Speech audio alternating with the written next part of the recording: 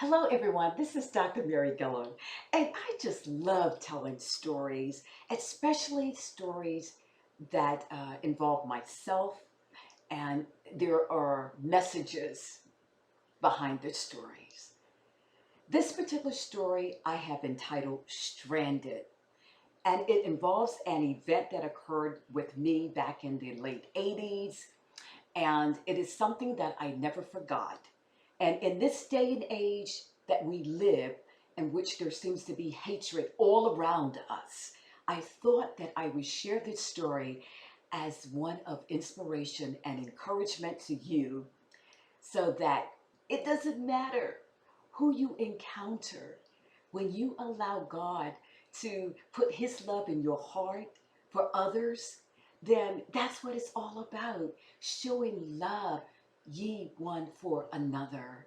And hope that you will just take this story and let it resonate in your heart. Again, it is entitled Stranded. My name is Mary, and yes, I was a workaholic. It was nothing for me to work 12 to 14-hour days. Although this is not healthy, I am glad that I chose to work late this night. Tired and ready to get home, I strained to see what was happening less than 100 feet in front of me. It was about 9 p.m. The road was dark.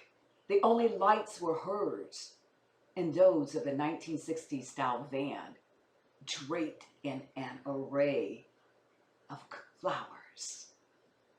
As I pressed in, I could see that her car had broken down and she was stranded. Appearing to be no more than 19 years of age, my heart went out to this young Caucasian girl. What should I do? Should I stop? Suppose it is a setup. At that moment, I began to pray. Lord, show me what to do. Then it happened. The night air was now filled with catcalls being hurled at the young girl walking down the road. The occupants of the 1960s van had drove by and were attempting to turn around, but I beat them to the punch.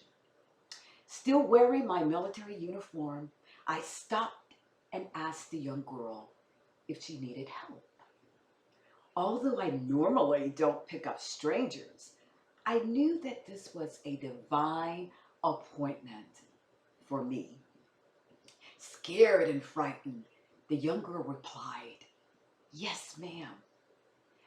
After reassuring her that it was okay to get in my car, she asked if I would take her to the service station.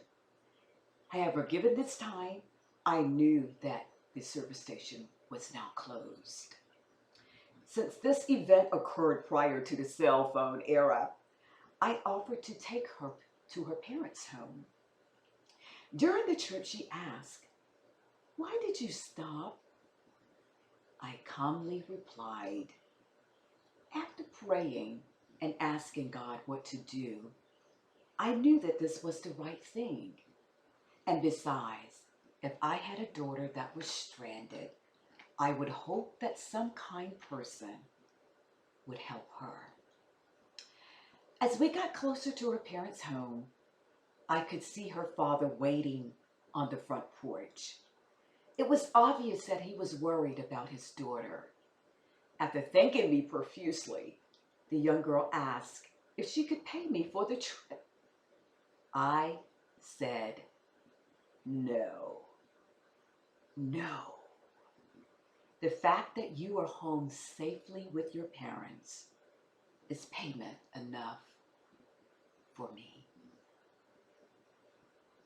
After backing out the driveway and acknowledging the thank you and gratitude from her dad, I began my journey home.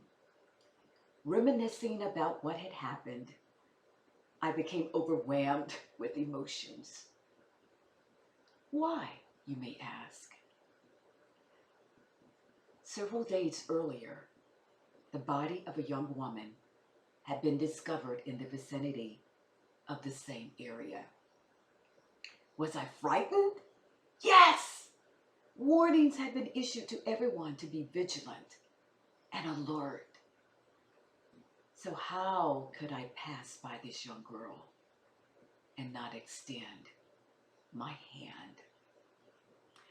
Although I did not know the intentions of the group in the van, I knew that I had to act.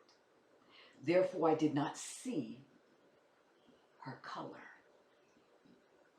but I saw her fear.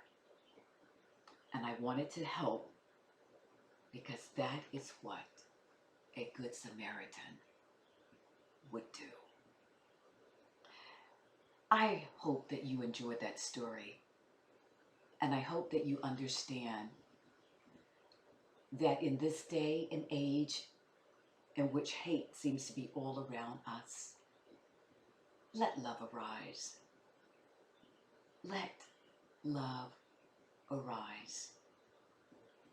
Because in the end, love will outweigh hate every time. Every time. Every time. You know, I'm thinking about the photo of the young man from London who was carrying the body of another guy, and they were both over in London as part of the protest that was going on, or the marching that was going on, and they were on opposite sides. And yet this young black guy chose to pick up the hurt white guy and put him on his shoulders and was taking him to safety. And that was the picture that has gone around the world. Because I believe that in the end, if we will allow ourselves to see each other for who we are as part of God's creation, then love will arise in our heart. And so I hope that you have enjoyed this. And again, I'm Dr. Mary Gillam. And if you would like to know more about me or my work, please go to my website at drmarygillam.com. Just that easy. Dr. Mary Gillam, GILLAM.com. Thank you, and I'll see you again next time. Bye-bye for today.